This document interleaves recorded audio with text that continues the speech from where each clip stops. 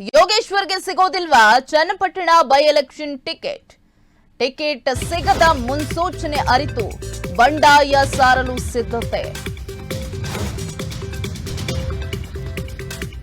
ಸದ್ಯ Channapatna by election ticket ಯಾರಿಗೆ ಸಿಗುತ್ತೆ ಅನ್ನುವಂತಹ ಒಂದಷ್ಟು ಪ್ರಶ್ನೆಗಳು ರಾಜ್ಯ ರಾಜಕೀಯ ವಲಯದಲ್ಲಿ ಚರ್ಚೆಗೆ ಗ್ರಾಸವಾಗ್ತಾ ಇದೆ.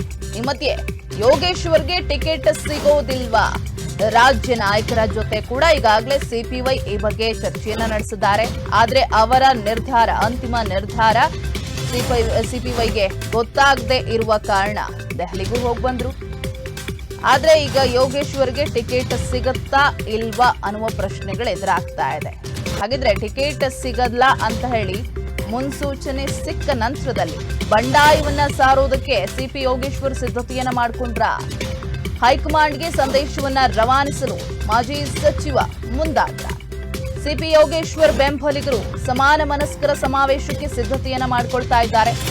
ಟಿಕೆಟ್ ಕೊಡ್ಲಿ ಬಿಡ್ಲಿ, ಉಪಚುನಾವಣೆಯಲ್ಲಿ ನೀವು ಸ್ಪರ್ಧೆಯನ್ನ ಮಾಡಿ ಅಂತ ಹೇಳಿ ಬೆಂಬಲಿಗರು ಒತ್ತಾಯವನ್ನ ಮಾಡ್ತಾ ಇದ್ದಾರಂತೆ.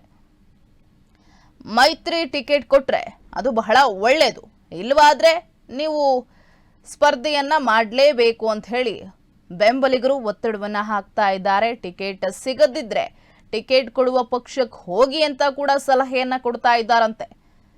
ಇತ್ತ ಬೆಂಬಲಿಗರ ನಿರ್ಧಾರಕ್ಕೆ ನಾನು ಬದ್ಧ ಅಂತ ಹೇಳಿ ಸಿಪಿ ಯೋಗೇಶ್ವರ್ ಕೂಡ ಹೇಳಿರುವಂತದ್ದು. ಆಗಸ್ಟ್ 11ಕ್ಕೆ ಚನ್ನಪಟ್ಟಣದಲ್ಲಿ ಸಮಾನ ಮನಸ್ಕರ ಸಮಾವೇಶವನ್ನು ನಡೆಸುವ ಸಾಧ್ಯತೆ ಇದೆ. ಒಂದು ಕಡೆ ಮೈತ್ರಿ ನಾಯಕರು ಮಾಡ್ತಾ ಇರುವಂತಹ ಪಾದಯಾತ್ರೆಯಲ್ಲಿ 2 ದಿನಗಳ ಕಾಲ ಸಿಪಿ ಯೋಗೇಶ್ವರ್ ಕಾಣಿಸ್ಕೊಳ್ಳೇ ಇಲ್ಲ. ಅದಾದ ನಂತರದಲ್ಲಿ ಕಾಣಿಸ್ಕೊಂಡ್ರೂ ಕೂಡ ಅಷ್ಟರ ಮಟ್ಟಿಗೆ ಸುದ್ದಿ ಆಗ್ಲಿಲ್ಲ. ಮತ್ತೊಂದು ಕಡೆ ಚನ್ನಪಟ್ಟಣದ ಬೈ ಎಲೆಕ್ಷನ್ ನಲ್ಲಿ ಯಾರಿಗೆ ಟಿಕೆಟ್ ಸಿಗತ್ತೆ? ಎಚ್.ಡಿ. ಕುಮಾರಸ್ವಾಮಿ ಅವರು ಇದ್ದಂತಹ ಜಾಗಕ್ಕೆ ಅವರ ತೆರವಿನ ನಂತರ ಯಾರು ಬರ್ತಾರೆ ಅನ್ನುವಂತಹ ಪ್ರಶ್ನೆಗಳು ಎದುರಾಗ್ತಿರುವಂತದ್ದು. ಇದು ಇವಾಗಿನ ಚರ್ಚೆಯಲ್ಲ, ಬಹಳ ಹಿಂದಿನಿಂದಲೂ ಕೂಡ ಯಾರು ಬರ್ತಾರೆ, ಯಾರಿಗೆ ಟಿಕೆಟ್ ಸಿಗತ್ತೆ ಅನ್ನುವಂತಹ ಗೊಂದಲ ಇನ್ನು ಕ್ಲಿಯರ್ ಆಗುವಂತಹ ಲಕ್ಷಣ ಕಾಣ್ತಿಲ್ಲ. ಈ ಮಧ್ಯೆ ನನಗೆ ಟಿಕೆಟ್ ಕೊಡಿ ಅಂತ ಹೇಳಿ ಸಿಪಿ ಯೋಗೇಶ್ವರ್ ರಾಜ್ಯ ಬಿಜೆಪಿ ನಾಯಕರ ಜೊತೆ ಕೂಡ ಮಾತನಾಡಿದ್ರು.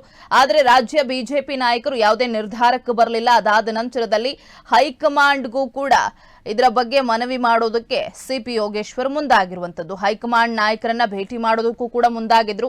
ಅದರ ಬೆನ್ನಲ್ಲೇ ಈಗ ಅವರ ಬೆಂಬಲಿಗರು ಸಮಾನ ಮನಸ್ಕರ ಸಮಾವೇಶವನ್ನ ನಡೆಸೋದಕ್ಕೆ ಸಿದ್ಧತೆಯನ್ನ ನಡೆಸ್ತಾ ಇದ್ದಾರೆ. ಯಾವಾಗ ತನಗೆ ಬೈ ಎಲೆಕ್ಷನ್ ನ ಮೈತ್ರಿ ಟಿಕೆಟ್ ತಪ್ಪುತ್ತೆ, ಸಿಗೋದಿಲ್ಲ ಅನ್ನುವಂತಹ ಮುನ್ಸೂಚನೆ ಸಿಕ್ತೋ ಆ ನಂತರದಲ್ಲಿ ಈ ರೀತಿ ಸಮಾವೇಶವನ್ನ ನಡೆಸೋದಕ್ಕೆ, ಬಂಡಾಯವನ್ನ ಸಾರೋದಕ್ಕೆ ಹಾಗಿದ್ರೆ ಸಿಪಿ ಯೋಗೇಶ್ವರ್ ಮುಂದಾದ್ರ ಅನ್ನುವಂತಹ ಪ್ರಶ್ನೆಗಳು ಕೂಡ ಇದರಿಂದ ಸ್ಟಾರ್ಟ್ ಆಗ್ತಾ ಇರುವಂತದ್ದು. ಮೈತ್ರಿಯಿಂದ ಟಿಕೆಟ್ ಕೊಟ್ರೆ ಒಳ್ಳೇದು, ಇಲ್ಲ ಅಂತ ಹೇಳಿದ್ರೆ ಎಲ್ಲಿ ಟಿಕೆಟ್ ಕೊಡ್ತಾರೋ ಅಲ್ಲಿಗೆ ಹೋಗಿ ನೀವು ಅಂತ ಹೇಳಿ ಅವರ ಬೆಂಬಲಿಗರು ಕೂಡ ಹೇಳ್ತಾ ಇದ್ದಾರಂತೆ.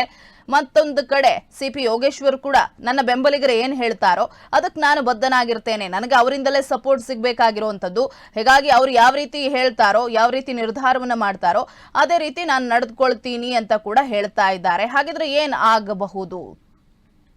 ಸಮಾನ ಮನಸ್ಕರ ಸಮಾವೇಶವನ್ನ ನಡೆಸುವಂತಹ ಸಾಧ್ಯತೆ ಇದೆ ಆಗಸ್ಟ್ 11ಕ್ಕೆ. ಈ ಒಂದು ಸಮಾವೇಶದ ಮೂಲಕ ಬೇರೆ ರೀತಿಯ ತಿರುವು ಪಡೆದುಕೊಳ್ತಾ ಇವುದೊಂದು ಅಂತ ಹೇಳಿ ಪ್ರಶ್ನೆಗಳೆದುರಾಗ್ತಾ ಇರುವಂತದ್ದು. ಹಾಗಿದ್ರೆ ಸಿಪಿ ಯೋಗೇಶ್ವರ್ ಬಂಡಾಯವನ್ನ ಸಾರೋದಕ್ಕೂ ಮುಂದಾಗಿದ್ದಾರಾ?